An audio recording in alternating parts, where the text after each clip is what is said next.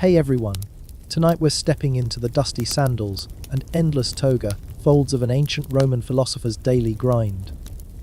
Not the glitzy Senate speeches or grand conquests.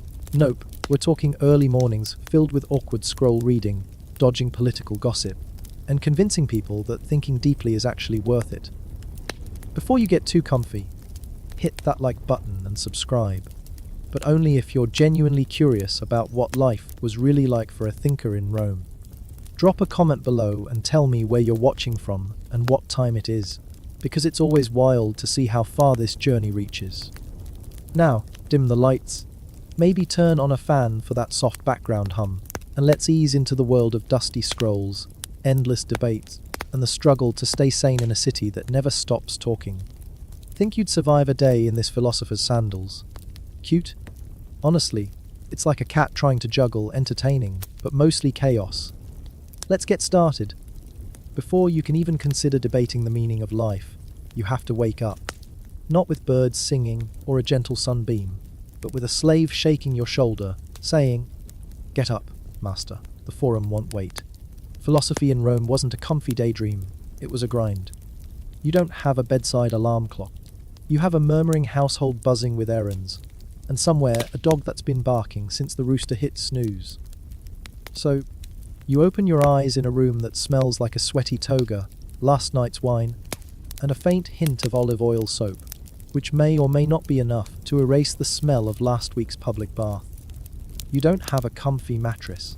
It's a simple cot woven from reeds, stuffed with straw, and just firm enough to remind you that comfort is the luxury of emperors and fat senators. You stretch, roll out, and start your morning routine first. Check your sandals for dust and grime. Nothing kills credibility faster than dusty feet in the forum. Then, face the mirror, a polished bronze disc, because glass is a rich man's toy, and wonder if your face really shows the wisdom you think you have, or if it just shows last night's wine hangover. Next, it's the robe. Not the toga you parade around in for the masses, but your philosopher's tunic. Plain, sometimes patched, because money doesn't flow like the Tiber, and your clients are more likely to pay in olives than gold. You fold the robe with the care of a man who knows this garment is your armor, your uniform for battle. The battle of ideas. And then, the hardest part, breakfast. Forget fancy eggs or pastries, you settle for bread, stale most likely, dipped in watered, down wine or honey if you're lucky. If a slave brings olives or cheese, consider yourself a philosopher of privilege. Food is fuel. Your stomach rumbles, but your mind demands feeding too. Today, that means scribbling some notes on your wax tablet before the heat of the day swallows your willpower. By now, the streets outside your domus have awakened. Vendors shout prices, children scream, dogs bark, and carts rattle over cobblestones like thunder. The city is alive, chaotic, and the perfect place for a philosopher to argue that life is chaos and order is an illusion. Your first destination, the forum, where words cut deeper than swords. On the way, you dodge a legionnaire marching by, who sneers at your threadbare cloak, but secretly envies your freedom. At least, that's what you tell yourself. The city is a stage, and you're playing a part in the greatest show ever written. Your job, to challenge, to provoke, to make people think, or at least make them look confused enough that you seem wise. At the forum, you meet fellow thinkers, some old, stoic types who scowl as if every idea is an insult, others, young and eager, their eyes wide with the hunger for knowledge or simply for approval. You trade words, you share aphorisms, you quote Greek sages, because Greeks invented this game and you'd be foolish not to pay homage. You find a spot in the shade, because the Roman sun does not care about your delicate skin, and settle in. You take out your stylus and wax tablet to jot down thoughts sparked by the morning's discussions. But beware, philosophers are not just thinkers, they're performers. Your gestures must be grand enough to command attention, but controlled enough to avoid accusations of madness. Then, someone interrupts, a senator, a merchant, or maybe just a curious passerby, with a question designed to test your wisdom or, more likely, to make you stumble. You respond with a mixture of truth, rhetoric, and a little smoke and mirrors. Remember, philosophy in Rome is as much about surviving social warfare as it is about seeking truth. As the sun climbs higher, so does the noise. Cicadas buzz, Vendors shout, and the air thickens with the smell of roasting meats and spilled wine. Your feet ache from standing, but you cannot sit, for sitting means surrendering your place in the argument. Eventually, you retire to a quieter spot, perhaps a small garden with a fountain babbling like an ancient conspiracy, where you can breathe and reflect. Here, you write more seriously letters to students, treatises on virtue, or sarcastic critiques of the latest political absurdities. But don't fool yourself. This isn't a life of leisure. Philosophers must hustle. Patronage is a fickle beast, and without wealthy supporters, your ideas go nowhere and your stomach goes empty. So, after a quick meal, maybe some lentils and bread, you prepare for your afternoon lectures.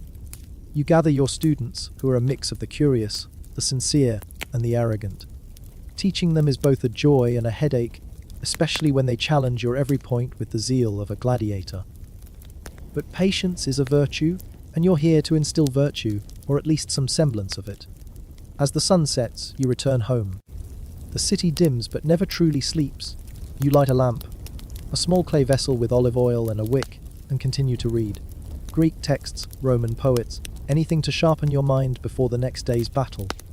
Before sleep, you think about your purpose, to seek wisdom, to teach, to survive in a city that prizes power over knowledge. You aren't sure, but for now, your restless mind finds comfort in the questions, rather than the answers. You wake again, the slave's hand jabbing at your shoulder like a minor Roman earthquake. The sun hasn't even hit its peak, but Rome's rhythm is relentless.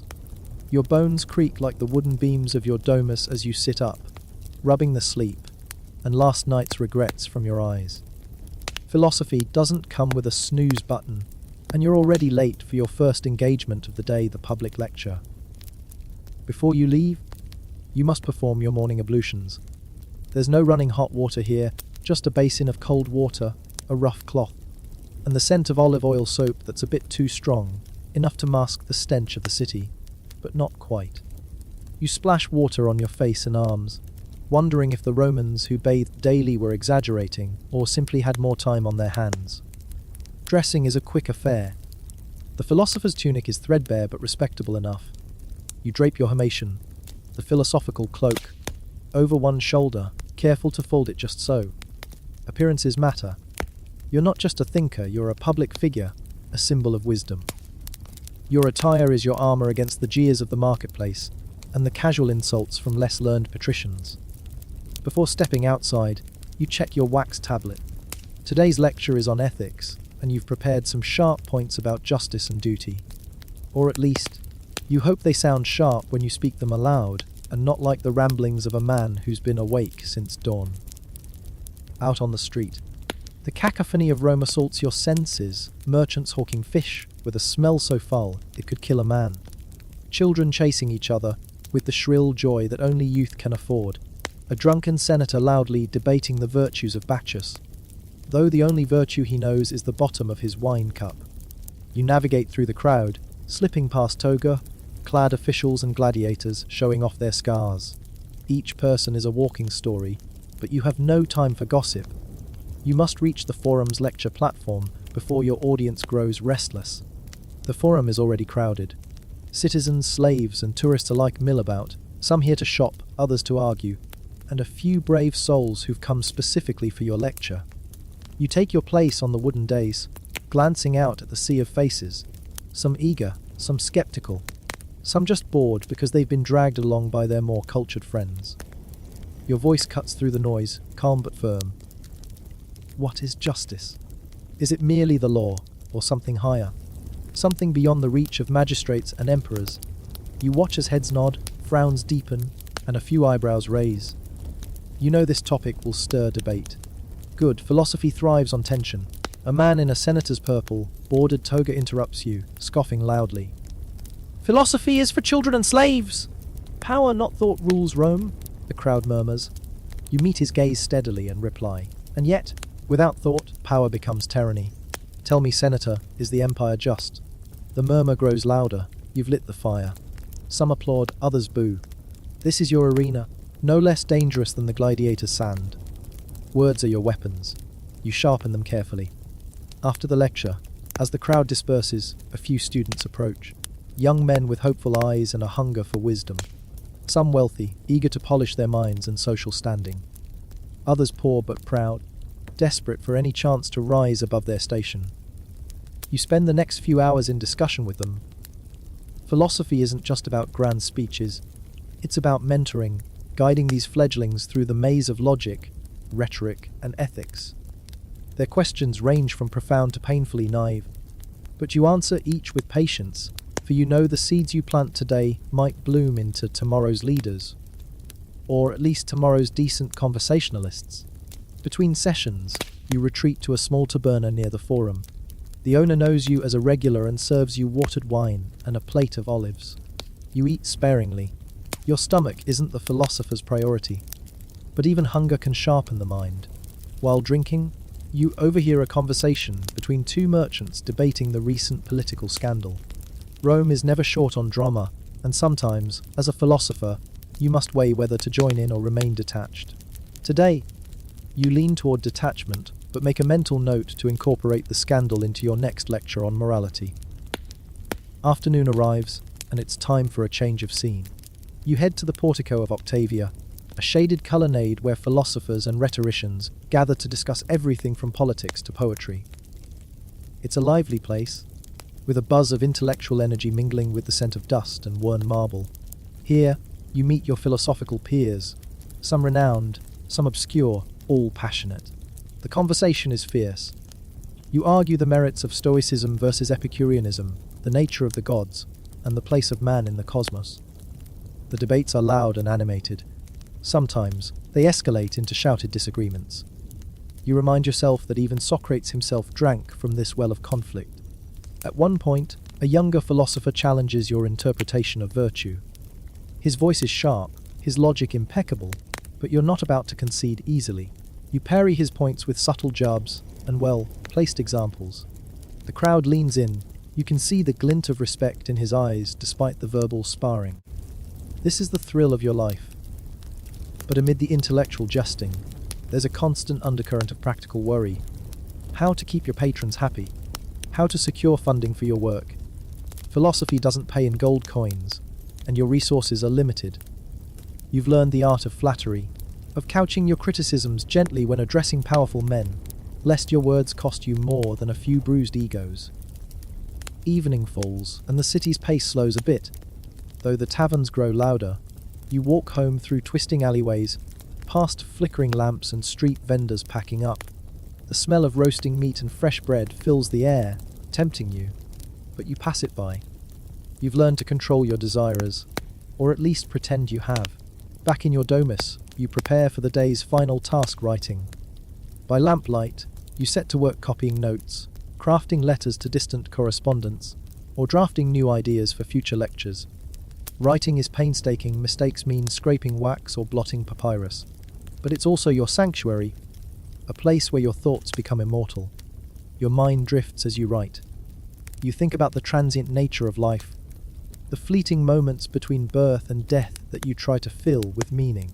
You wonder if your words will survive the passage of time or be lost like so many scrolls in forgotten libraries. Sleep is elusive.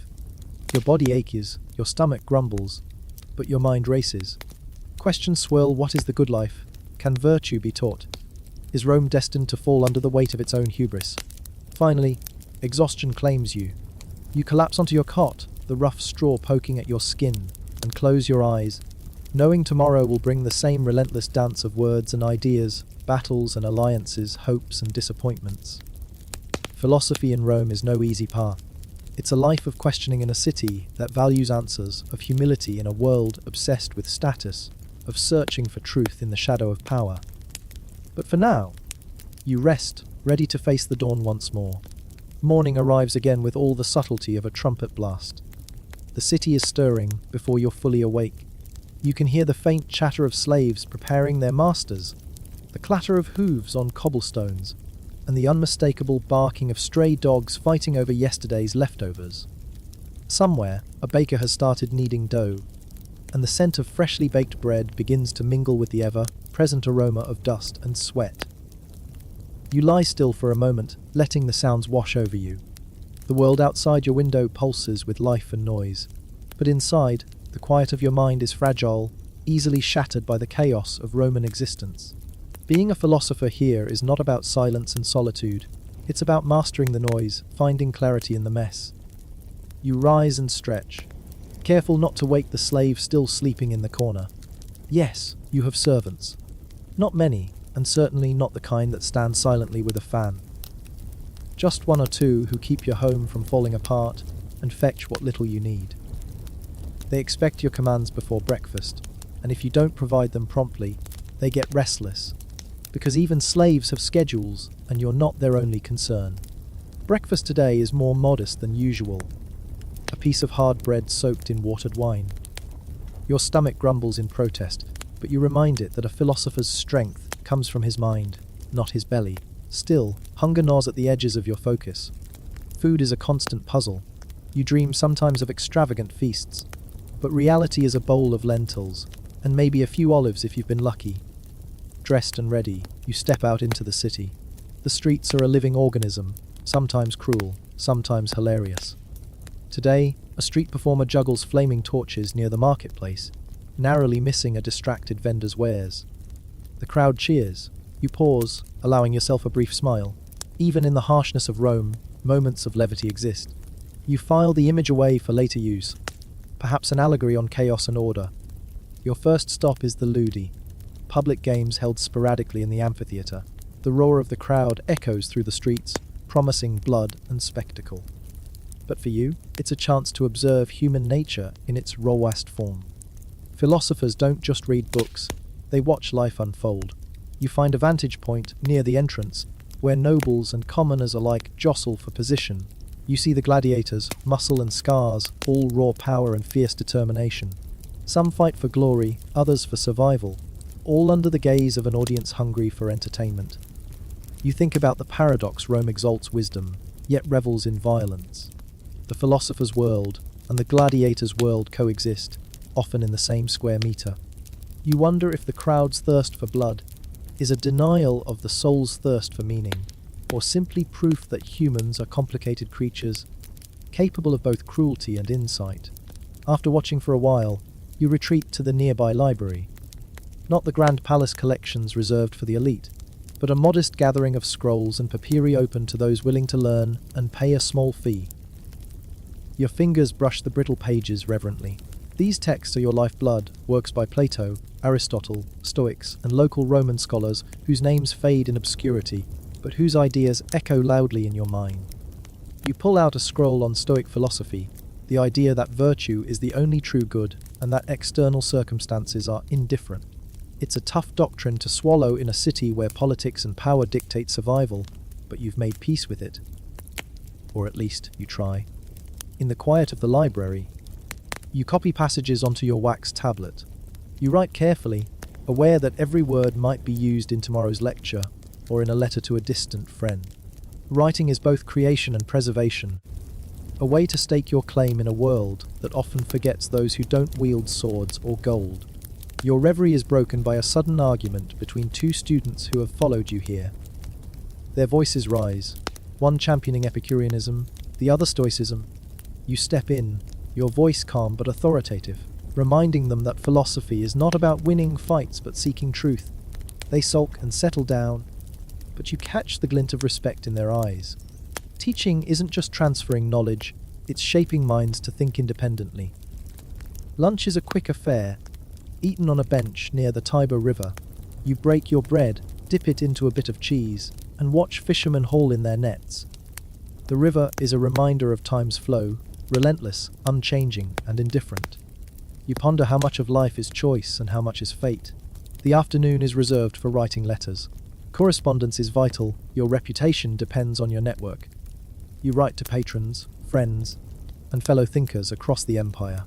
You beg for support, share ideas, and occasionally flatter a powerful senator whose favor might buy you peace and resources. It's a delicate dance. Too much praise seems sycophantic, too little risks offense. Later, you meet with a patron in his villa. The house is lavish, marble floors, painted frescoes, and slaves attending to every whim. Your patron listens politely as you discuss the latest philosophical trends. He nods, sips his wine, and and promises to consider your request for funding your next lecture series. You leave with a pocket lighter, a few coins to cover your needs, and the uncomfortable feeling that you are, in some ways, selling yourself. But such is the price of wisdom in Rome. As evening falls, you attend a dinner party hosted by a wealthy merchant. The room buzzes with conversation, politics, gossip, poetry. You sit quietly at first, listening, gauging. When the opportunity arises, you speak with carefully chosen words. Philosophy isn't always about grand speeches. Sometimes, it's about subtle influence. You debate the nature of happiness with a senator who clearly has never experienced hardship. You argue that true happiness is internal, not wealth or power. He scoffs, but you see a flicker of doubt in his eyes. Maybe you've planted a seed. The food is decent but not memorable. Roast lamb, vegetables, and wine that flows too freely. You're careful not to overindulge. Clarity of mind is your constant companion. As the party winds down, you retreat to the garden, where the noise of the city feels distant.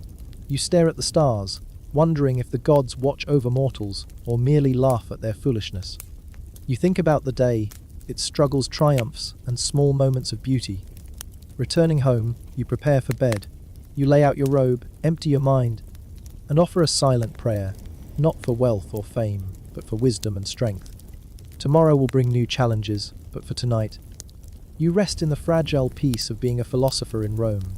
Dawn has barely kissed the city when the sound of footsteps echoes down your hall. The slave, always punctual, never too enthusiastic, stands waiting with a fresh water jug and a bowl. You take the water, splash it on your face, and immediately regret it. Cold water in the morning is no philosopher's friend. It wakes your body, but your mind. Your mind wants 5 more minutes of existential dread.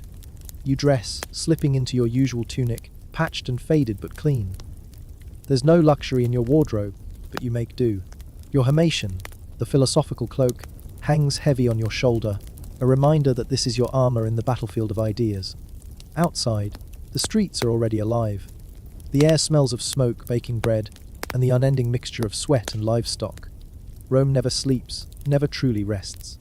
You walk the familiar path toward the forum, dodging carts, slaves hauling goods, and the occasional yelling merchant. Today, you have a meeting with a wealthy patron, a man who might provide the funds you desperately need for your philosophical pursuits.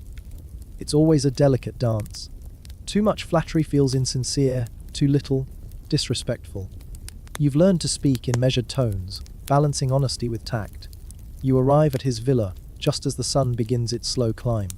The villa is impressive marble pillars, intricate mosaics, and gardens meticulously cared for. You wonder if this patron understands the value of beauty or just flaunts it to remind everyone of his wealth. Inside, the patron greets you with a nod, his expression inscrutable. You launch into your argument about why philosophy is essential for Rome, not just for a select few, but for the soul of the empire itself. You speak of virtue, justice, and the responsibility of power. The patron listens, occasionally nodding, occasionally stroking his beard thoughtfully. When you finish, he remains silent for a moment, then says, "Philosophy is fine, but can it feed Rome's legions or fill its coffers?" You smile politely. Perhaps not directly, but a Rome without wisdom will lose its legions and empty its coffers in folly. He chuckles, a dry sound. "Very well. I will consider your request." You leave the villa lighter in spirit, but no heavier in coin. The struggle for patronage is never easy. Next on your agenda is the public debate at the forum. You've prepared well. The topic today, the nature of happiness. Is it found in wealth, honor, or something deeper? As you approach the dais, you notice a crowd gathering, some familiar faces, others strangers. You feel the weight of their expectations and doubts. Public speaking is as much performance as philosophy, and the eyes of Rome will judge you mercilessly. You begin, voice steady. Happiness is not the laughter of the marketplace, nor the fleeting cheers of the crowd. It is the calm within, the harmony of soul and reason. A merchant calls out, "Give us something practical, philosopher. Will your calm fill my purse?" You smile, knowing this is your moment. True happiness is not bought or sold. It is cultivated within, a garden tended by virtue and wisdom. The crowd murmurs. Some nod, others shake their heads. A senator rises, challenging your ideas with a speech about power and glory. You counter, calmly but firmly, arguing that power without virtue is empty, and glory fades like the evening light. The debate rages, voices rising and falling like waves on the Tiber. When it ends, some applaud, others jeer. But you know the seed has been planted. After the debate, you retreat to a quiet corner of the forum, where your students await. They are eager, hungry for knowledge and approval. You discuss the arguments, dissecting ideas and challenging assumptions. Teaching is a double-edged sword. It sharpens your mind but drains your patience. You give an impromptu lesson on Stoic resilience, emphasizing control over desires and acceptance of fate. Some students listen intently, others fidget, their minds elsewhere. Philosophy is a slow burn, and not everyone is ready to kindle the flame. Midday arrives, and you break for a modest meal of bread, cheese, and olives. You eat quickly, knowing the day is far from over. The city's noise never fades, it swells and recedes like a tide you cannot escape. Your next destination is the baths. Not for leisure or luxury. Those are privileges of the rich, but for the social and intellectual opportunities. The baths are a hub of conversation, where ideas flow as freely as the water. You enter the warm, steamy space, the air thick with the scent of sweat, oil, and humanity. You find a spot among the marble benches and begin to converse with fellow philosophers, merchants, and occasionally politicians. The discussions here are less formal, but no less sharp. You debate ethics, politics, and the gods themselves. Someone brings up the latest scandal in the Senate. You listen, then offer a measured critique of corruption and the decay of civic virtue. A merchant challenges your cynicism, insisting that wealth and power are the true measures of success. You reply with a story from the Stoics about a man who lost everything but retained his peace. The conversation drifts to poetry, and someone recites a verse from Virgil.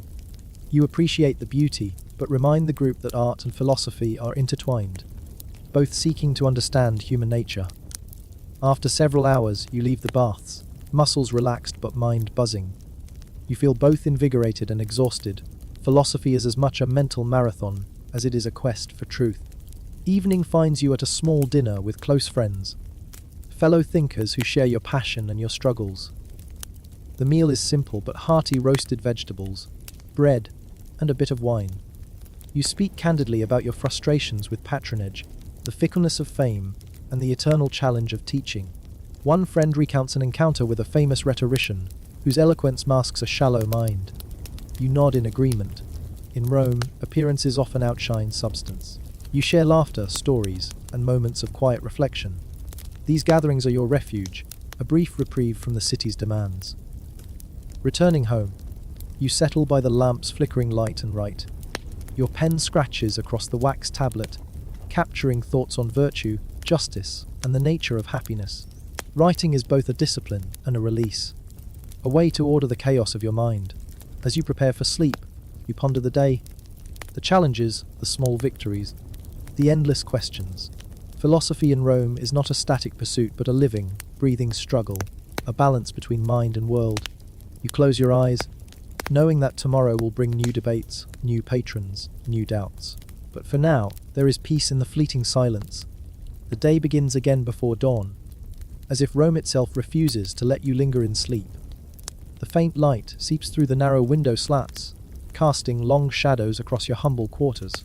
Your slave is already stirring, and you hear the soft clinking of water jars and the muted footsteps of household chores in progress. You sit up slowly, the straw mattress creaking beneath you, reminding you of the many restless nights spent wrestling with questions that have no easy answers. Philosophy is not a comfortable profession, unless you consider mental torment a luxury. You swing your legs over the cot and feel the chill of the stone floor. The air smells of damp earth and last night's incense, which, frankly, does little to mask the less pleasant odours of your small domus. You grab the basin of cold water, splash it over your face and grimace. There is no hot bath awaiting you here, just the brisk reality of the day ahead.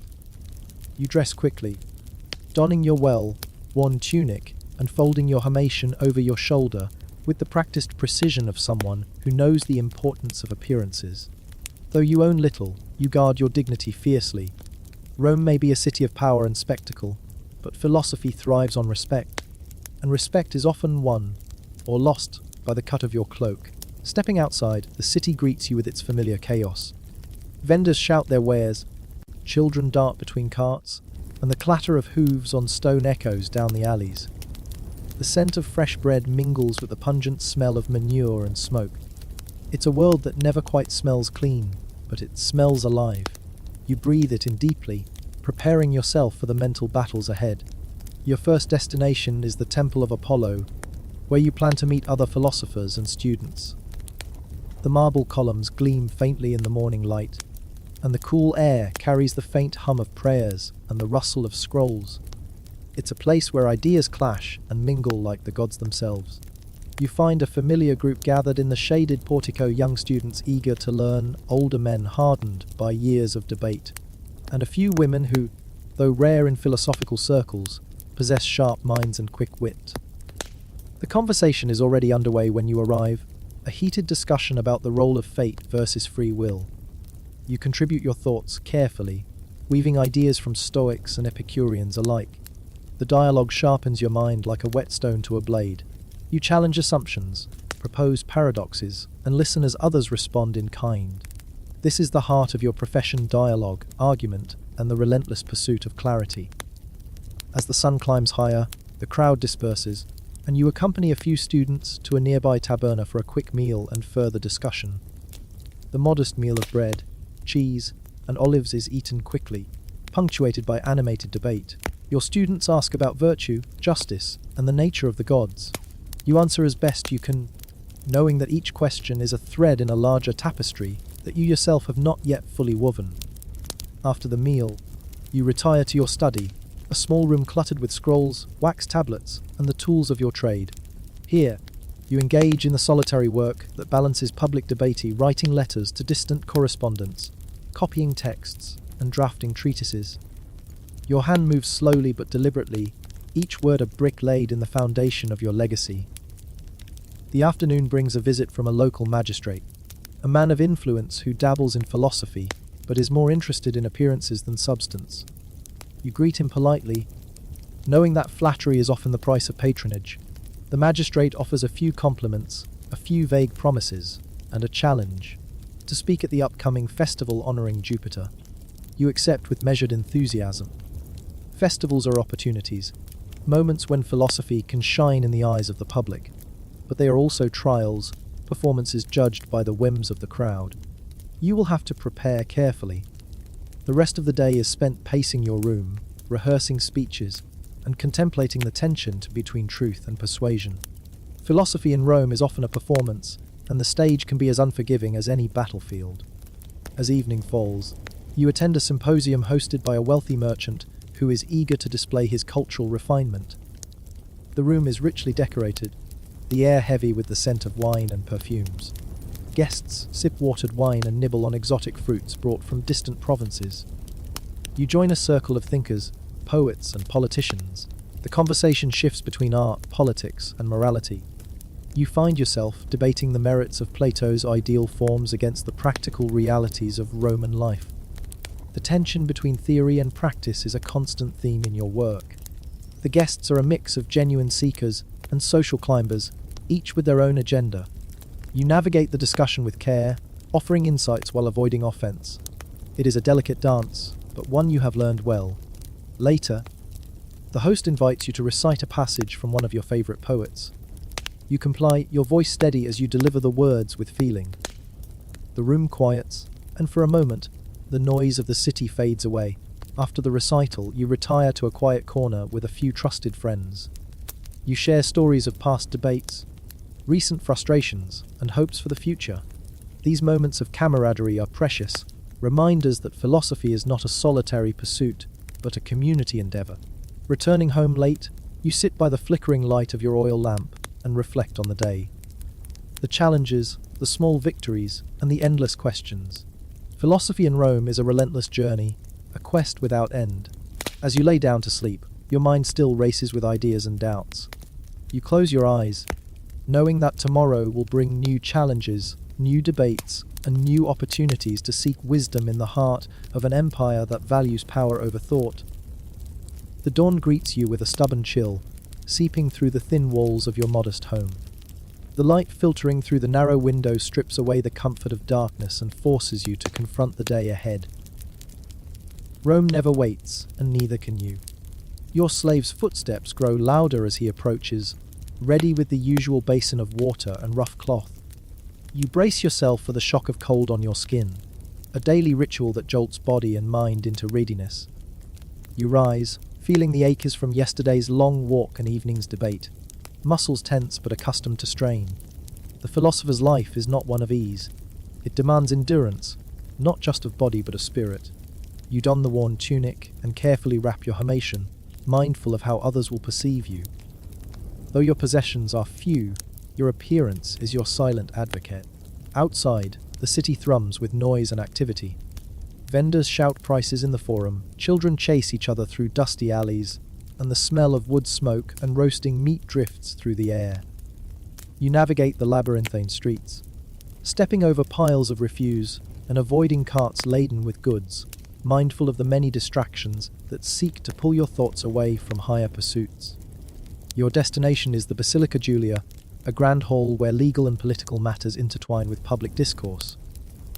Today, it hosts a gathering of philosophers, politicians, and rhetoricians, each eager to stake their claim in Rome's intellectual and political landscape. You enter the hall and take your place among the assembly, where the murmur of conversations rises and falls like a tide. Here, philosophy is not an ivory tower pursuit, but a practical tool, wielded to influence decisions and sway opinions. You prepare to present your latest argument on the nature of justice, hoping to persuade both learned colleagues and powerful officials. Your voice resonates through the chamber as you outline your thesis. Justice is not merely the enforcement of law, but the harmonious balance of society's needs and individual rights. You speak of virtue, duty, and the dangers of corruption. The audience listens, some nodding in agreement, others exchanging skeptical glances. A senator rises to challenge you, arguing that justice is whatever serves the empire's interests.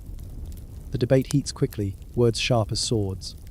You parry with reasoned responses, appealing to timeless principles rather than fleeting political expediency. The room buzzes with tension. Philosophy here is a contest, and every argument is a battle. After the session, you are approached by a young aide eager to learn.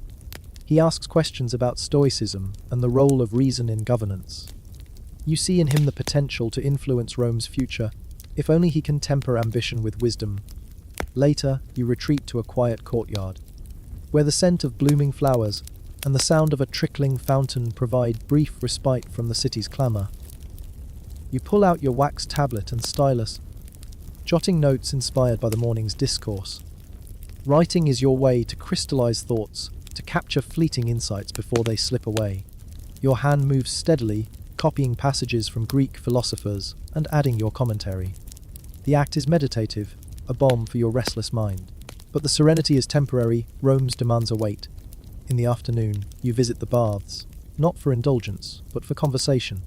The warm, steamy air is thick with the scent of oil and sweat, a gathering place for citizens of all classes.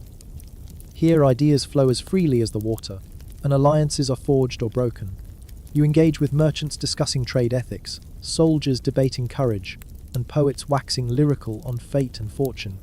Each encounter enriches your understanding of human nature and society's complexities. Philosophy in Rome is not confined to scrolls but lived in the marketplace, the arena, and the bathhouse. A heated argument erupts nearby over the morality of wealth accumulation. You intervene gently, reminding the group that virtue lies in moderation and the use of wealth for the common good. Some nod, others grumble, but you sense a shift, a small victory for reason. Evening approaches, and you attend a symposium hosted by a senator known for his patronage of the arts and letters. The gathering is a melange of intellect and ambition, where poetry, rhetoric, and philosophy intertwine. You listen as verses are recited, speeches delivered, and debates sparked. When invited to speak, you choose a passage from a favourite text, weaving your interpretation with reflections on Rome's current state.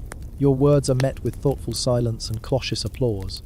In these moments, philosophy transcends theory and becomes a beacon in uncertain times. Afterwards, you retire with close companions to a quieter corner, sharing stories and laughter beneath flickering oil lamps. These moments of camaraderie are precious, reminding you that the pursuit of wisdom is both personal and communal. Returning home late, you prepare for rest. The day's exertions weigh heavy, but your mind remains alive with questions and possibilities. You write a brief letter to a colleague in Athens, exchanging ideas across the miles and generations.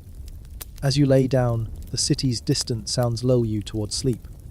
Tomorrow will bring new challenges, new dialogues, and new opportunities to seek truth in the heart of Rome. Philosophy here is a relentless journey, demanding, humbling, but profoundly vital. You awake once more to the insistent glow of dawn slipping through your window.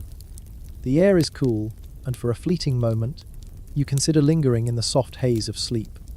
But Rome is not a city that indulges idleness. The philosopher's day has already begun, and your role, whether you like it or not, is to rise and meet the world head-on. Your morning ritual begins predictably, the rough splash of cold water, the scraping cloth, the donning of your worn tunic, and the careful draping of your hermation. Though the garments are simple, they carry weight. They announce to the world that you are a seeker of truth, a participant in the grand conversation of ideas. Stepping into the streets, you are immediately swallowed by the pulse of Rome. The marketplace bustles with merchants shouting prices for spices and silks, slaves hauling heavy loads, and patricians navigating the chaos with practiced grace. The smell of freshly baked bread mingles with the less pleasant odors of the city's refuse. You inhale deeply. To live here is to breathe complexity, the beauty and the filth intertwined. Your first destination is the Ludus Magnus, the training grounds of the gladiators, where you have arranged to observe a demonstration. The contrast is striking here, raw physical power and discipline rule, a world apart from your own cerebral pursuits. But you recognize that strength of body and strength of mind are siblings in Rome's vast family. You watch as men spar, their bodies gleaming with sweat and blood, their movements precise and deadly. There is a rhythm to their combat, a dance born of centuries of tradition. You contemplate the paradox. Rome prizes the philosopher's wisdom yet revels in the gladiator's violence. Both embody aspects of Roman virtue, fortitude, courage, discipline, though expressed in vastly different forms. As you depart the ludus, your mind churns with questions. Is the philosopher's path a gentler form of combat? Do words wield the same power as swords, or are they merely shadows of true strength? Your next stop is the Forum, where you have been invited to a public discourse on the nature of virtue. You ascend the wooden platform, aware of the expectant crowd gathered before you. Faces from all walks of life, soldiers, merchants, slaves, senators, look up, their eyes eager or skeptical. You begin with a simple question. What is virtue? Is it adherence to law, or is it something deeper, residing within the soul? Your voice carries through the square, steady and clear. The crowd murmurs, some nodding in agreement, others exchanging doubtful glances. A young merchant calls out, "Can virtue fill my coffers? Can it protect my family from harm?" You reply, "Virtue is the compass by which we navigate fortune and misfortune alike. It is the foundation of a life well lived, regardless of wealth or status." The debate unfolds like a play, each participant taking their role. A senator extols the virtues of power, a slave speaks of freedom, and a scholar challenges the very definition of virtue itself. You engage with each thoughtfully, weaving ancient wisdom with contemporary concerns. As the discourse ends, a few individuals approach you, students hungry for guidance, curious citizens seeking clarity, and a few who simply want to test your patience. You answer questions, offer counsel, and sometimes simply listen. After the forum, you retreat to a nearby taberna to eat and reflect. The meal is modest bread, cheese, and a handful of dried figs. As you chew, you observe the lively conversations around you, merchants bargaining, sailors boasting, and children playing. Rome is a city of voices, and every voice carries a story. In the quiet moments, you write notes on a wax tablet, recording thoughts and arguments inspired by the day's events. Writing is your sanctuary, a way to capture fleeting ideas and shape them into lasting insights. The afternoon brings a visit from a young aristocrat, eager to learn the art of rhetoric and philosophy. You conduct a private lesson in your study, guiding him through the subtleties of argument and the importance of ethical reasoning. Teaching is a reminder of your responsibility to pass knowledge to the next generation, and through them, to shape Rome's future. Later, you walk along the banks of the Tiber River, where the water flows steady and indifferent.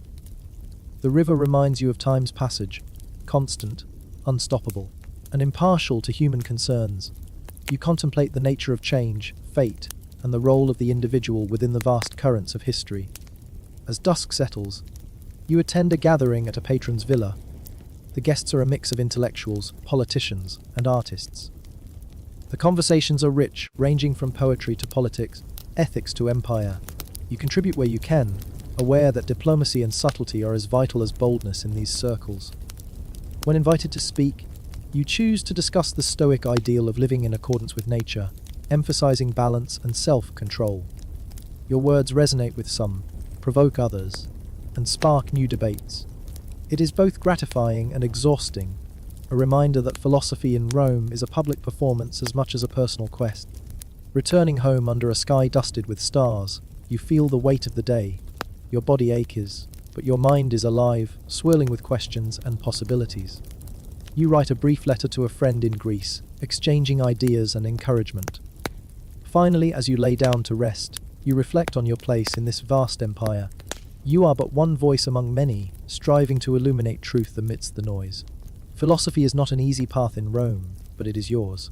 And tomorrow, the journey continues. The city wakes slowly today, the usual clamour softened by a thin veil of mist rolling off the Tiber. Your quarters feel colder than usual.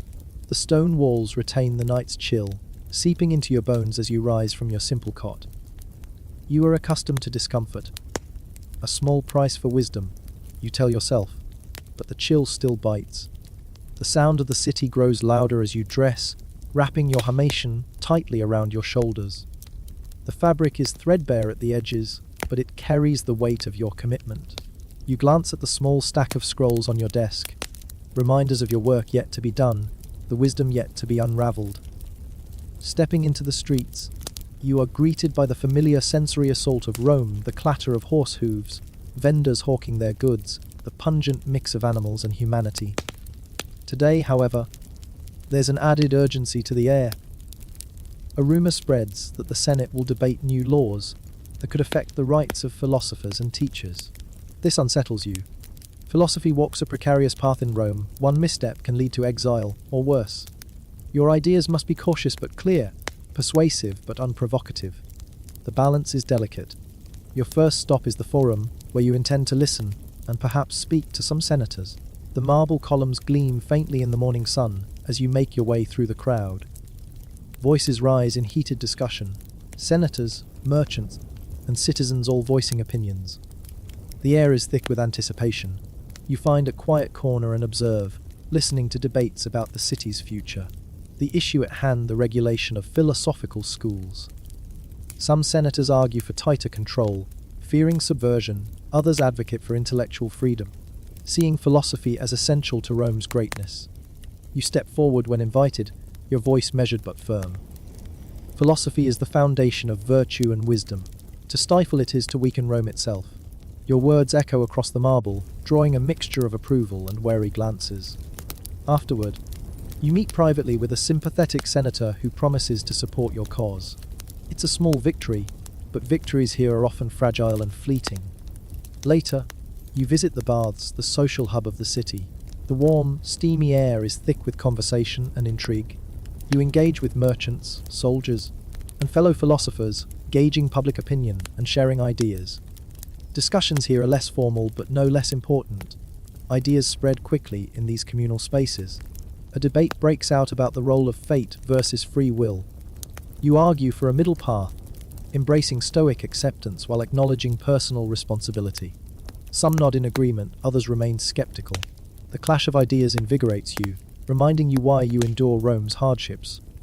In the afternoon, you retreat to your study to write. Your hand moves steadily, copying texts and drafting letters to allies across the empire. These correspondences are lifelines, connecting you to a broader intellectual community. You write carefully, aware that your words might one day be scrutinized by watchful eyes. As evening descends, you prepare for a public lecture scheduled at a wealthy patron's villa. These events are critical, opportunities to influence opinion and secure support. You rehearse your speech on the nature of justice and the importance of reason, honing your rhetoric and refining your arguments. Arriving at the villa, you are greeted by opulence and marble floors, frescoed walls, and servants attending to every detail. The guests are a mixture of elites and scholars, their faces expectant. You speak confidently, weaving philosophy with contemporary concerns. Your voice fills the room, commanding attention and respect. Questions follow, sharp and probing. You respond thoughtfully, balancing candor with diplomacy. The evening stretches into night, filled with dialogue and debate. Your ideas take root in fertile minds, but you remain cautious. Rome's favor can shift swiftly. Returning home under a star-studded sky, you reflect on the day's challenges and triumphs. The road of the philosopher in Rome is arduous, marked by moments of light and shadow. Yet, you remain committed, knowing that wisdom is a torch passed through generations. You lay down to rest, your thoughts swirling with questions yet unanswered. Tomorrow promises new trials, new debates, and the enduring quest for truth in the heart of an empire that both reveres and fears philosophy. The pale light of dawn creeps into your room, casting long, muted shadows across the stone walls. You awaken slowly. The familiar ache in your shoulders a quiet reminder of yesterday's long hours.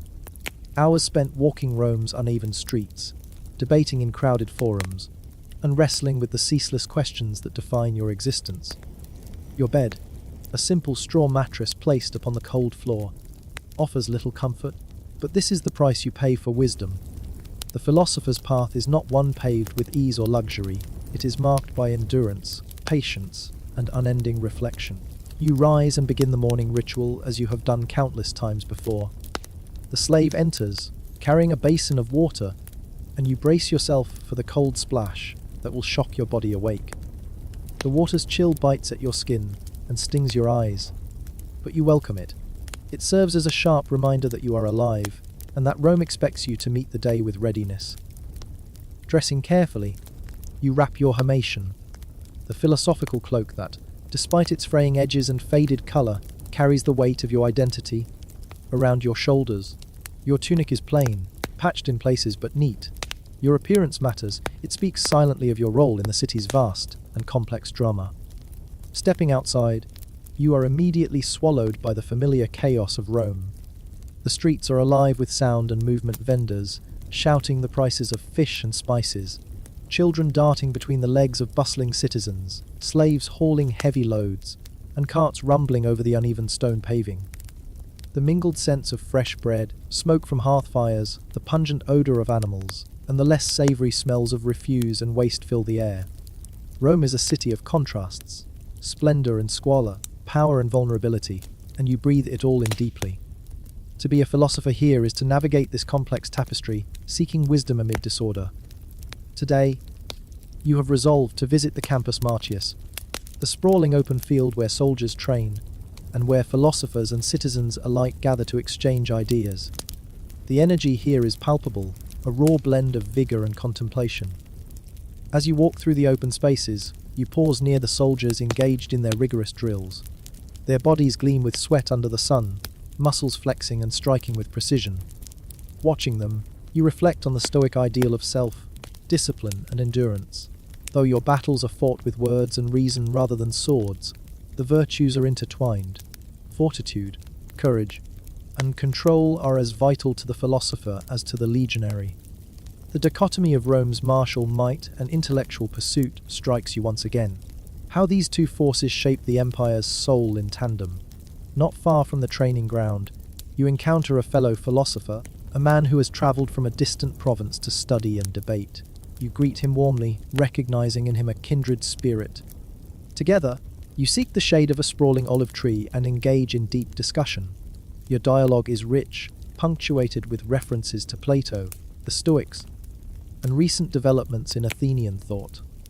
You challenge each other's interpretations, probing assumptions, and sharpening your own understanding. These conversations are the lifeblood of philosophy, a dynamic exchange that transcends isolation and nurtures growth. As midday approaches, you make your way toward the bustling forum. The square teams with activity merchants hawk their goods, slaves hurry along with messages and burdens, and citizens of all ranks mingle in a clamour of voices. You navigate the crowd with care, mindful of your robes and the curious or skeptical eyes that follow you. Philosophy, though revered in learned circles, often encounters suspicion or disdain in the streets. You have learned to carry yourself with quiet confidence, aware that perception shapes influence. Near the rostra, the famous speaker's platform, you pause to listen as a senator delivers a passionate speech praising Rome's military conquests and territorial expansion. The crowd is rapt, many caught up in the fervour of patriotic pride. You contemplate the tension between Rome's celebrated martial identity and your own pursuit of peace and wisdom. The soldier and the philosopher represent two faces of the empire's ambition, each necessary but often at odds. When the senator concludes, you step forward to address the assembly. Your voice is calm, but firm as you speak on the responsibilities of power, the necessity of justice, and the ethical foundations of leadership. Some listeners nod in thoughtful agreement, others cast dismissive glances or whisper among themselves. Public discourse is never unanimous, but your words plant seeds for future reflection. After your address, a young student approaches, eyes wide with curiosity and admiration. He asks questions about stoicism, virtue, and the path to wisdom. You take time to guide him, emphasizing the importance of humility, critical thought, and relentless questioning. Teaching is a sacred duty, one that ensures philosophy's survival beyond your own lifetime and into the future of Rome. Seeking respite from the heat and noise, you enter a quiet taberna nearby. The simple meal of bread, olives, and cheese is eaten deliberately as you observe the lively scene around you. Children chase each other between tables, merchants barter loudly, and lovers exchange whispered confidences. Rome's complexity is on full display, a reminder that philosophy exists not only in grand halls but also in everyday life. Returning to your study, you devote the afternoon to writing and reflection. Your hand moves carefully across wax tablets, copying passages from Greek philosophers and composing letters to distant friends and patrons. These correspondences are vital lifelines, connecting you to a wider intellectual community that spans the Mediterranean. They remind you that the quest for wisdom is a shared endeavour, transcending borders and generations. A letter arrives from a colleague in Athens, describing political upheavals and new philosophical debates. You read it with keen interest and craft a thoughtful reply, engaging with ideas and offering your own perspectives. The exchange reinvigorates you, a reminder that wisdom is a bridge across time and place. As the sun dips toward the horizon, you prepare for an evening gathering at a wealthy patron's villa. Such events are critical for securing support and influencing opinion, but require skillful navigation of social and political currents. You rehearse your speech on virtue and leadership, refining your rhetoric and ensuring your arguments are both compelling and measured. At the villa, you are greeted by opulence, marble floors, frescoed walls, and servants attending with practiced grace. The guests are a mix of Rome's elite and learned scholars, each eager to assert their place in this world of ideas and influence. You listen attentively, speaking sparingly, weighing each word. When invited to address the assembly, you speak passionately about the harmony of reason and emotion, the importance of balance in leadership, and the enduring value of justice. Your discourse draws thoughtful applause, and the ensuing questions test your ability to defend your views with tact and clarity. Later, in a quieter corner, you converse with trusted friends. Discussions turn to Rome's future, the challenges of governance, and philosophy's role in shaping the destiny of the empire. These moments sustain you, reaffirming that the pursuit of wisdom is a communal journey. Finally, you return home under a velvet sky, the city's noise faded to a distant hum. Your body is weary, but your mind remains restless, alive with questions and possibilities. You write a final meditation on patience and perseverance before laying down to rest. As sleep claims you, your thoughts drift toward the horizon, ever searching, ever questioning in the eternal quest for wisdom amid the grandeur and grit of Rome. The first light of dawn seeps faintly through the narrow window of your modest chamber, casting long, pale fingers across the rough stone walls. You awaken slowly, the chill of the early morning seeping into your bones. It's a persistent cold that seems to carry the weight of the city itself, ancient, unyielding, and relentless. You lie still for a moment, savouring the fragile silence before the day's demands roar back to life. Rome never sleeps for long, and neither does the philosopher who walks its streets. The bitter splash of cold water from your slave's basin snaps you fully awake.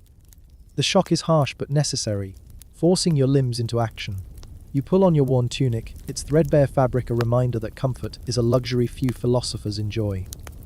Over it, you wrap your faded himation, heavy and stiff with years of use, the philosophical cloak that marks you not only as a thinker, but as a participant in the city's great intellectual tradition.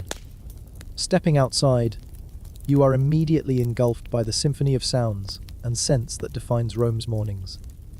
The cacophony of vendors shouting their wares, the clatter of horseshoes on stone, the playful screams of children chasing one another through narrow alleyways, all merge with the acrid smoke rising from countless hearths.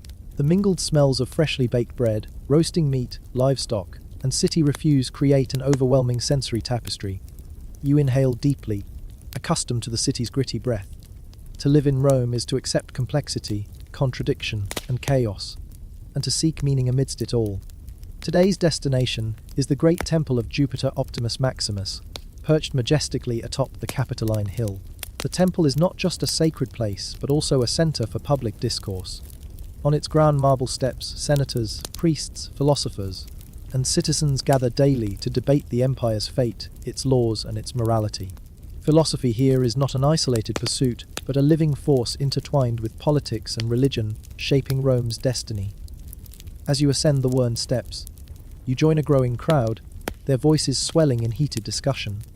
Senators argue fiercely over laws that will govern the city's expanding territories, while rhetoricians dispute the nature of justice and power. You listen carefully, noting the passions and fears behind their words. When the moment arrives, you add your own voice, calm and deliberate, reminding the assembly that true justice demands integrity, fairness, and humility. Your words stir both applause and murmurs of dissent. Philosophy in Rome is a contentious dance, balancing idealism against political reality. After the public discourse, you retreat to a quieter courtyard nearby where a group of young students awaits. Their faces are bright with eagerness and uncertainty, embodying the restless hope of youth. You take your place among them, beginning a lesson on Stoic philosophy, the discipline of the mind, the acceptance of fate, and the cultivation of inner peace amidst external turmoil. You emphasize the importance of reason as the guide to virtuous living, cautioning against the distractions of wealth and status. Teaching these youths is both a responsibility and a solace. Through them, philosophy lives on beyond your own fragile existence. As midday approaches, the heat presses down relentlessly, driving you to seek refuge in the public baths. Here, in the steamy, warm waters, Rome's social spectrum mingles freely. Merchants converse with soldiers, poets trade verses with philosophers, and slaves rub down their masters. The air is thick with the scent of oil, sweat, and herbs. In this communal space, ideas flow as freely as the water, and you find yourself drawn into a vigorous debate about fate, free will, and the nature of happiness. You advocate for a balance, Stoic acceptance paired with personal responsibility. The conversation is spirited, voices rising and falling, laughter and challenge interspersed. These exchanges reinvigorate you, a reminder that philosophy thrives in engagement, not isolation. Returning to your study as the sun arcs toward its zenith, you devote the afternoon to solitary labor. Your hand moves steadily across wax tablets, copying treasured texts and composing letters to colleagues scattered across the empire, from Athens to Alexandria. Correspondence is a lifeline, a thread connecting you to a wider intellectual community and a testament to philosophy's enduring legacy. You take care in your words, aware that letters may be read by watchful eyes, and that diplomacy is as vital as conviction. A letter arrives from a trusted friend in Athens, sharing news of political unrest and philosophical developments. You read with interest, then compose a thoughtful reply, discussing ideas, offering support, and exchanging insights. Despite the miles and the shifting tides of empire, this dialogue bridges time and space, reminding you that the pursuit of wisdom transcends borders. As the afternoon fades into evening, you prepare for a symposium at the domus of a wealthy patron. Such gatherings are essential for your survival and influence, but they require social acumen as much as intellectual prowess. You rehearse your speech on the harmony of reason and emotion, the importance of moderation in all things, and the enduring value of justice as the foundation of society. Upon arrival, you are greeted by opulence, the cool marble floors, frescoed walls depicting myth and history, and attendants gliding silently among guests. The assembly is a blend of Rome's elite, scholars, poets, and politicians, each jockeying to assert their place in this world of ideas and power. You listen more than you speak, absorbing the intricate dance of alliances, rivalries, and ambitions. When your moment comes, you rise and speak with measured passion, weaving philosophical truths with practical concerns of governance and ethics. Your discourse captivates some, challenges others, and ignites debate. Questions follow, sharp, probing, and occasionally hostile. You navigate them with tact, defending your views while respecting opposing perspectives. It is a delicate balance. The philosopher's art is much about persuasion as it is about truth.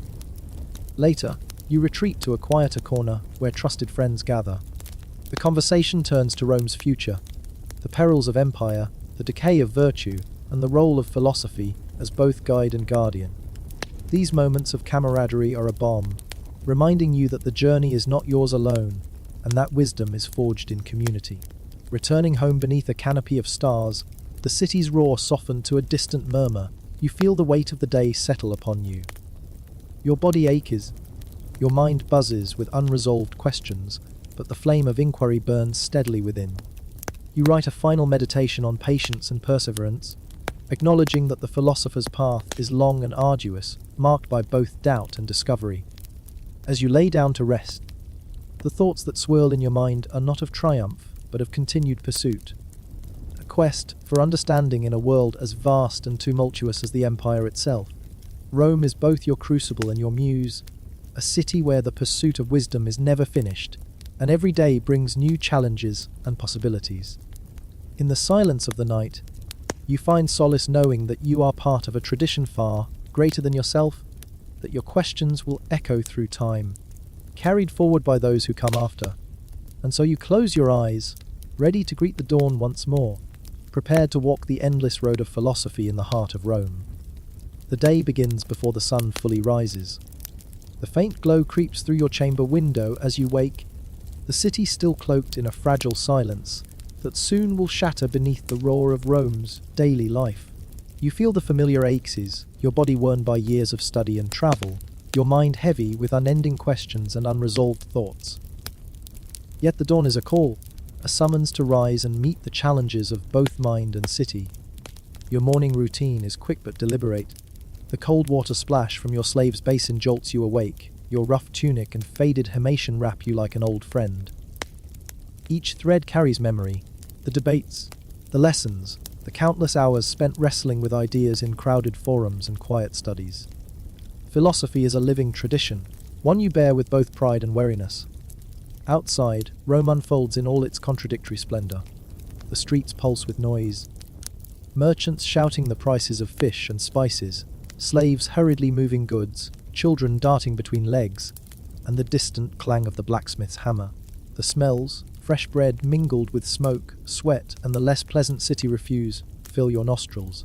Rome is a city of energy and decay, beauty and brutality, and you are part of its intricate fabric. Your first destination today is the public library of Alexandria's Roman counterpart, where you hope to delve into rare texts recently arrived from Greece and Egypt. Though the building is modest compared to its famed sister, it is a treasure trove for a philosopher. Scrolls of all kinds line the shelves. Works of Plato, Aristotle, Epicurus, and the Stoics mingle with treatises on rhetoric, law, and natural philosophy. You lose yourself for hours among the faded pages, copying passages and making notes in your own hand. The work is solitary, yet each word connects you to a vast web of thinkers, past and present. In these quiet moments, philosophy feels timeless and boundless, a refuge from the city's relentless noise. Midday brings a change of pace. You head toward the Forum, the vibrant heart of Rome's civic life. The marble columns gleam in the sunlight as orators and politicians debate matters of empire, taxation, and law. You pause near the rostra to listen, observing the power plays and rhetoric that shape the city's future. Then, when the crowd quiets, you speak briefly about the importance of justice tempered by wisdom, reminding the assembly that true leadership demands humility and ethical resolve. The crowd's reaction is mixed.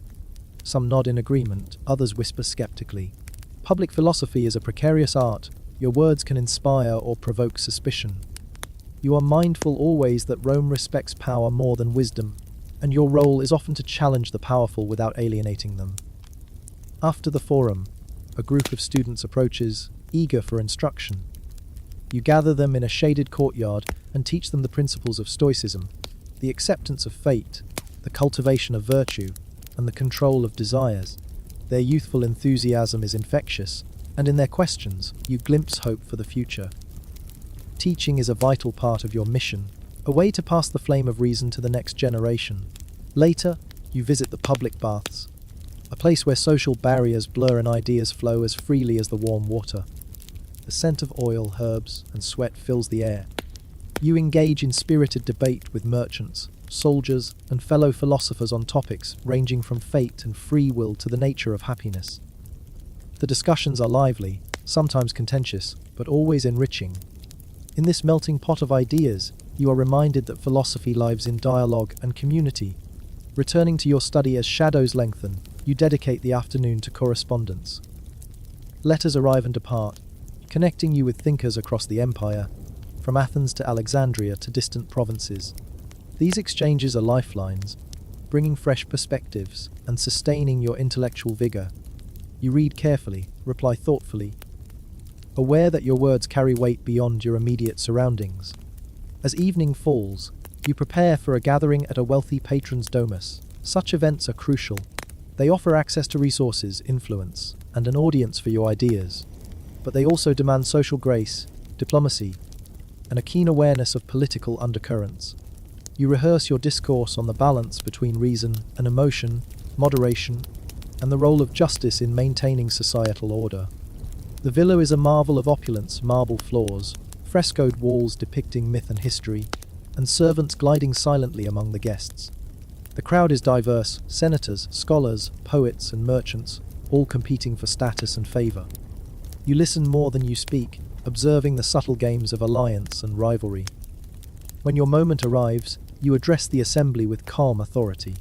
Your speech weaves philosophical insights with practical wisdom, urging leaders to govern with justice and temperance. Questions follow, probing your arguments with skepticism and challenge. You respond with tact and clarity, balancing conviction with openness. Later, in a quieter alcove, you converse with trusted friends. These intimate discussions on Rome's future, the decline of virtue, and the philosopher's role nourish your spirit. In these moments, you remember that wisdom is not a solitary pursuit, but a communal journey. As you return home under a canopy of stars, the city's clamour fades to a distant murmur. Your body is weary, your mind alive with thought and question. You write a final reflection on patience, perseverance, and the relentless pursuit of truth, knowing that the path of philosophy is long and arduous. Lying down to rest, you feel both the weight of your day and the quiet flame of purpose that guides you. Rome is both your crucible and your muse, a city where wisdom is endlessly sought, never fully captured. And so, with the night's embrace, you prepare to rise again and continue the eternal quest. Before the first faint light of dawn touches the rooftops of Rome, you lie awake in your modest quarters, the cold seeping through the thin walls and threadbare fabric of your hamation. The air is sharp and still, holding the weight of a city that never truly sleeps. Your body aches in familiar ways, the stiffness in your back, the soreness in your knees. But your mind is restless, already racing ahead to the day's tasks. The life of a philosopher is one of endurance, not only of thought, but of the physical world you inhabit. To endure Rome is to endure its noise, its heat, its relentless demands. The day begins with the ritual splash of cold water, the basin carried silently by your slave. The shock is biting, but necessary. It jolts you from the fragile state of sleep into the waking world. You breathe in deeply, pulling the coarse fabric of your tunic and hamation tightly around you, comforted by their weight and familiarity. There is no luxury in your life, no silk or fine linens, only the essentials that have served you well through many years of study, debate, and teaching. Stepping into the streets, you are swallowed by the cacophony of Rome's early morning bustle. Vendors shout their wares, fresh fish, ripe figs, fragrant herbs, while children chase each other through narrow alleys, laughter ringing in the cool air. Slaves hurry along with heavy loads, their faces etched with exhaustion and submission. Horses clatter on stone, paved roads, carts groan under the weight of goods bound for the forum. The smells of baking bread, roasting meat, burnt oil, and the ever-present tang of city refuse fill your nostrils, a harsh yet comforting reminder that you are part of this sprawling, chaotic metropolis. Your destination is a small but treasured garden near the forum, a sanctuary amidst the city's noise. Olive trees provide sparse shade, their silvery leaves whispering in the breeze. The scent of thyme and rosemary lingers faintly among the stones. Here, you meet your students, young men eager and hopeful, faces bright with curiosity and reverence for the life of the mind. Today's lesson focuses on virtue, the core of philosophical inquiry and the foundation of a good life. You speak of the Stoic ideal, that true happiness does not lie in wealth, power, or fleeting pleasures, but in cultivating wisdom, self-control, and inner peace. You caution against the distractions of status and material desire, reminding them that these are illusions, traps set by a fickle world. Your students listen intently, their eyes shining with the hunger to understand. They ask questions, some naive, others probing, and you answer with patience and clarity. Teaching is your sacred duty, a means to pass on knowledge and inspire minds that will one day shape Rome's destiny. As the sun rises higher, your students disperse, leaving you alone to linger in the quiet garden. Philosophy, you remind yourself, is not mere abstraction. It is lived, woven into every decision, every encounter, every breath. You inhale the sharp scent of the herbs and feel a fleeting peace before the city calls you onward. Your steps lead you next to the forum, the bustling heart of Roman public life. The marble columns gleam in the sunlight, and the air vibrates with passionate debate and urgent business. Senators argue laws that will govern millions, merchants haggle over prices, and citizens gather to listen, speak, and judge. You find your place near the rostra, the famous speaker's platform, where orators vie for attention with eloquence and fire. Today, a heated debate rages over the governance of Rome's provinces, touching on issues of justice, taxation, and military obligation. Voices rise and clash, the tension palpable. You listen closely, noting the interplay of genuine concern, self-interest, and political ambition. When the crowd quiets, you step forward. Your voice is calm, clear, and steady as you speak on the vital necessity of justice. Not as a lofty ideal, but as the foundation of peace and stability. You warn of corruption's corrosive power and urge leaders to govern with humility, temperance, and wisdom. The reaction is mixed. Some nod thoughtfully, others whisper doubts or scorn. Philosophy in Rome is a precarious enterprise. Its truths are often unwelcome, its messengers misunderstood or ignored. Still, you press on, knowing that the seed of reason, once planted, may yet grow. After your address, a young senator approaches, eyes bright with admiration and uncertainty. He seeks your counsel on balancing ambition with integrity. You speak candidly, urging patience, self-reflection, and a steadfast commitment to virtue. The conversation lingers in your mind, a reminder that philosophy's deepest impact is personal, shaping individuals who then shape the world. To escape the forum's relentless din, you make your way to the public baths. The warm, steamy waters offer a rare moment of relief from the day's heat and burdens. The baths are a great equalizer, a place where citizens of all classes mingle. Soldiers, merchants, slaves, and philosophers share space. Their conversations a tapestry of politics, poetry, gossip, and philosophy. The mingling scents of oil, herbs, sweat, and smoke fill the air. You join a spirited debate on fate and free will. Some argue that all is predetermined by the gods, others insist on human agency. You advocate for a stoic balance, accept what cannot be changed, but act wisely within the sphere of your influence. The discussion is lively, voices rising and falling like waves. The exchanges invigorate you, reminding you that philosophy lives not in isolation, but in dialogue. Returning to your study as afternoon shadows lengthen, you settle into solitary work. Your hands move over wax tablets and scrolls, copying revered texts and composing letters. These correspondences, exchanged with philosophers and patrons across the empire, from Athens to Alexandria to distant provinces, are lifelines that sustain your intellectual vitality. Each letter is a thread in a vast network of ideas, a dialogue stretching across space and time. You write carefully, mindful of your words' power and responsibility. As evening falls, you prepare for a symposium at the domus of a wealthy patron.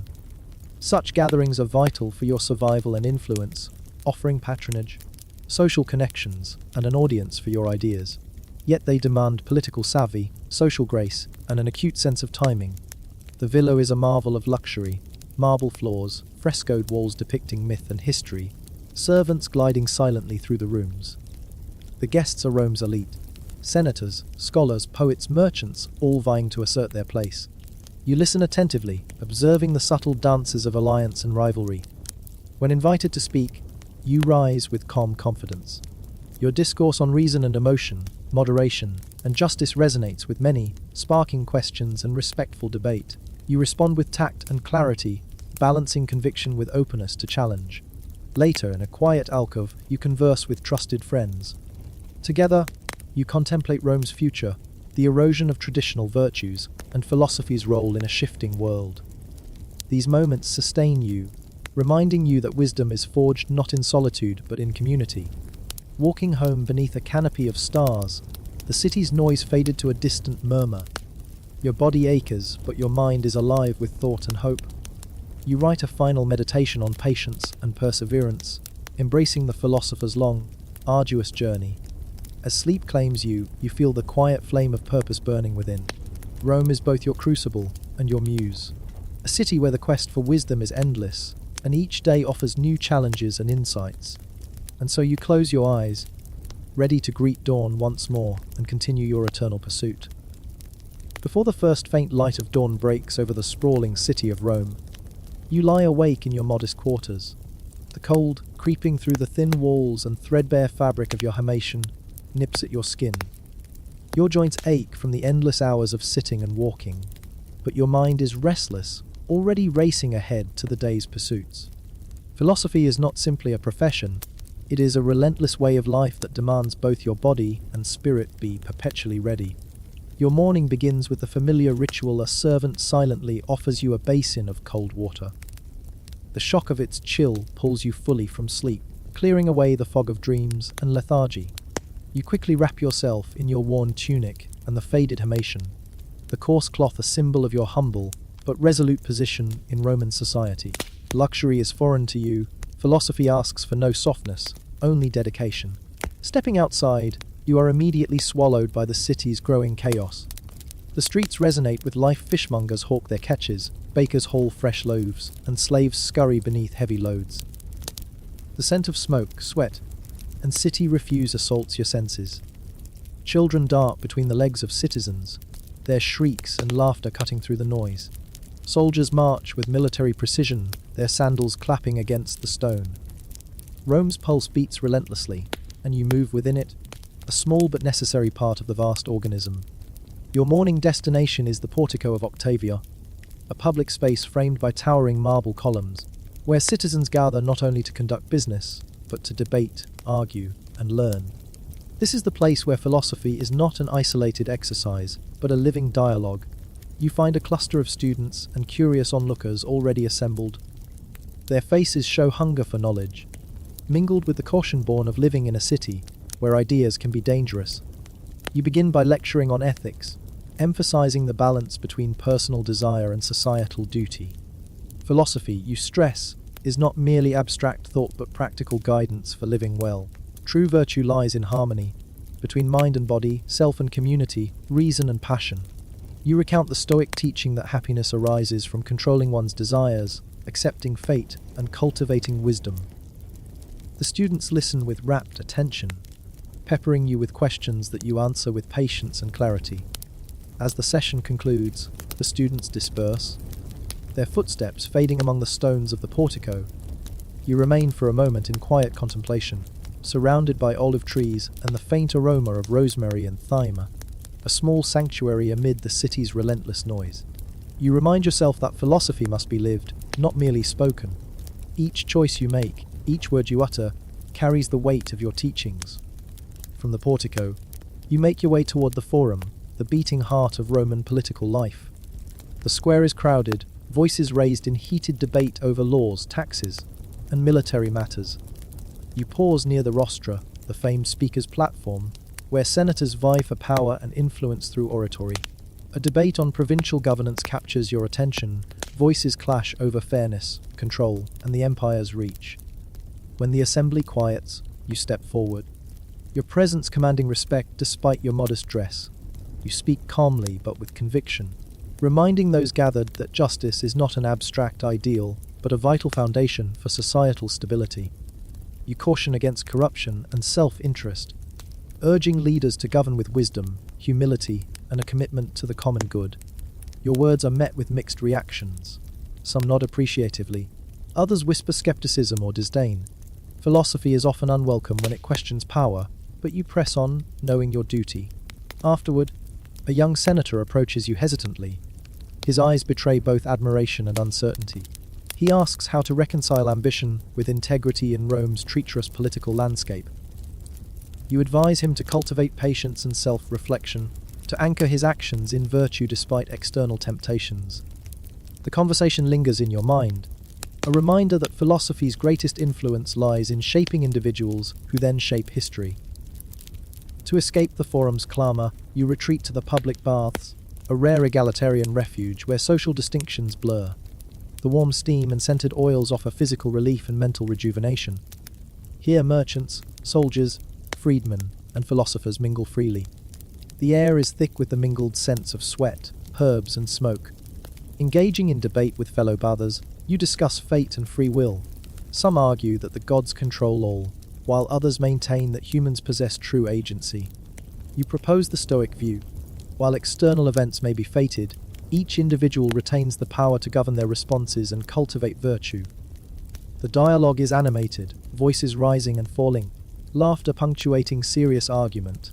Such exchanges remind you that philosophy is a communal effort, a dance of minds. Returning to your study in the late afternoon, you devote time to writing letters, an intellectual lifeline connecting you to thinkers and patrons across the empire, from Athens to Alexandria and beyond. Each missive is crafted carefully, a thread weaving you into a vast network of knowledge. You read new correspondence with care and respond thoughtfully, mindful of your influence beyond Rome's walls. As dusk falls, you prepare for a symposium at a patron's domus. These gatherings are essential for your survival and influence, but also require social skill and subtlety.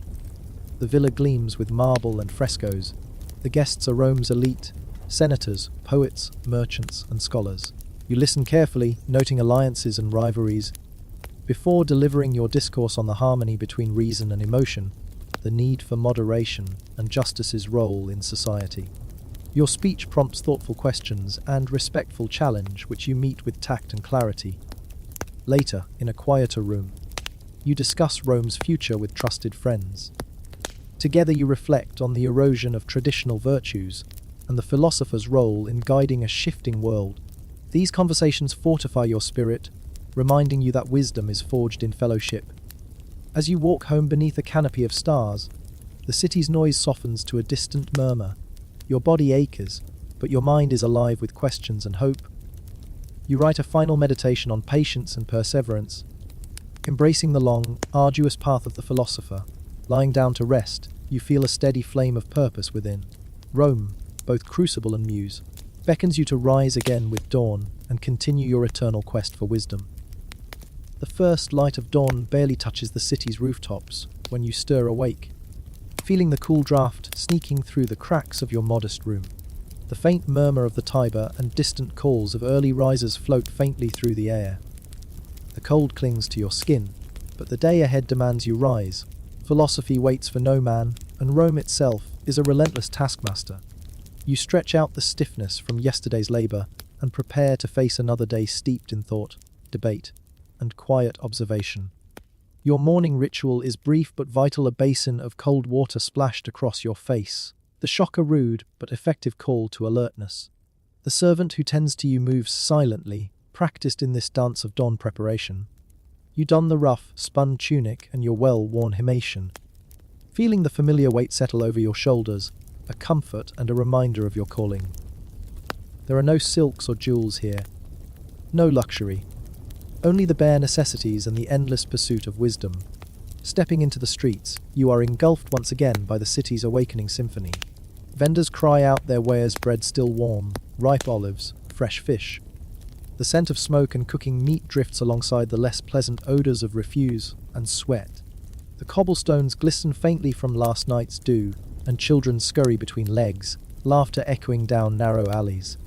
The clatter of sandals, the low grumble of carts, the braying of animals, all combine into Rome's unique orchestra, ceaseless and demanding.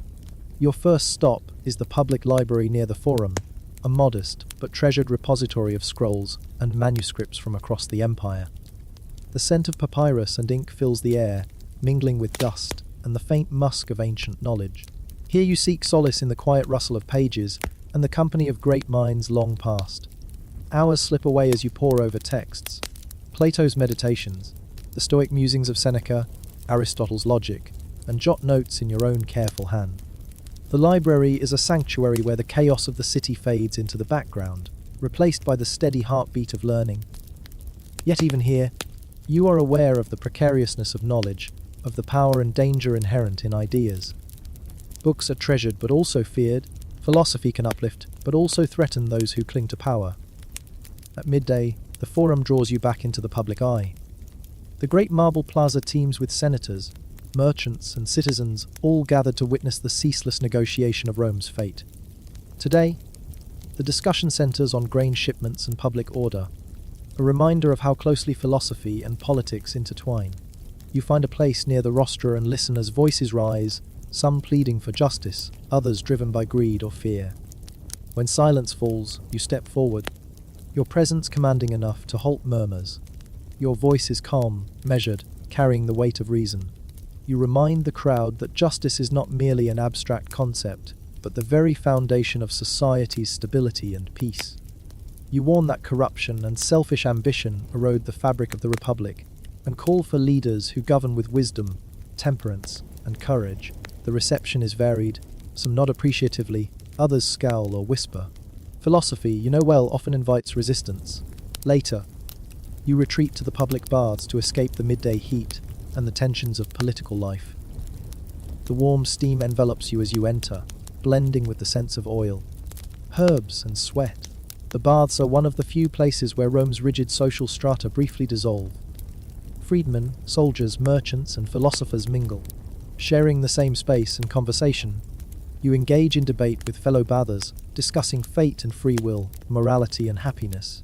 Some argue that the gods control all, while others insist on human agency. You offer the Stoic perspective, that while some events are fated, each person retains the power to govern their reactions and cultivate virtue. The conversation is lively, filled with laughter, challenge, and camaraderie. These moments remind you that philosophy is a shared journey, a dialogue that bridges class and background. As afternoon wanes, you return to your study, a quiet room filled with scrolls and manuscripts, worn furniture, and the faint scent of burning oil. You devote hours to writing letters, engaging with a network of thinkers across the empire. These correspondences are a lifeline, extending your influence beyond the city walls. You read carefully, weigh arguments, and respond thoughtfully, knowing that your words travel far and may shape minds and policies in distant provinces. Evening brings another kind of engagement, a symposium at the home of a wealthy patron. Such gatherings are essential. They secure your support, provide audiences for your ideas, and connect you to Rome's elite. The villa is magnificent, its marble floors cool beneath your sandals, frescoes depicting gods and heroes adorning the walls. Guests include senators, poets, merchants, and scholars, all jockeying for influence and favor. You listen attentively to speeches and poetry before it is your turn. When you speak, you focus on the harmony between reason and emotion, the need for moderation in all things, and the indispensable role of justice in society. Your words spark questions and discussion, which you navigate with care and confidence. Diplomacy and honesty must coexist in your role, alienate no one, yet remain true to your convictions. Later, in quieter moments with trusted friends, you discuss the future of Rome and the philosopher's place within it. You lament the erosion of traditional virtues, but hold hope in new generations who might restore balance. These conversations sustain you. Philosophy is not a solitary pursuit, but a communal endeavor, forged through shared experience and dialogue. Walking home beneath the stars, the city's noise softens to a distant murmur. Your body aches, worn by the day's exertions, yet your mind is alight with ideas and questions. You write a final meditation on patience and perseverance, acknowledging the philosopher's long, demanding path. Lying down to rest, you feel a quiet flame of purpose burning within. Rome, with all its splendor and turmoil, remains your crucible and your muse. A city where the search for wisdom is endless, and each new day offers fresh challenges and revelations. You close your eyes, ready to greet dawn once more and continue your eternal quest. The first faint glow of dawn filters through your small window, casting pale light across the sparse room where you have spent countless nights wrestling with ideas and questions that refuse to yield easy answers. The air is cool, the kind of chill that slips in unnoticed but settles deep into your bones. You lie awake for a moment, listening to the distant sounds of Rome stirring, the faint clatter of carts, a dog barking, the soft murmur of the Tiber as it flows steadily, indifferent to the city's endless bustle. This quiet is fleeting, a brief pause before the relentless noise and demands of the day descend once more. But for now, you savor it. Your morning begins as it always does, with the familiar sharp slap of cold water across your face.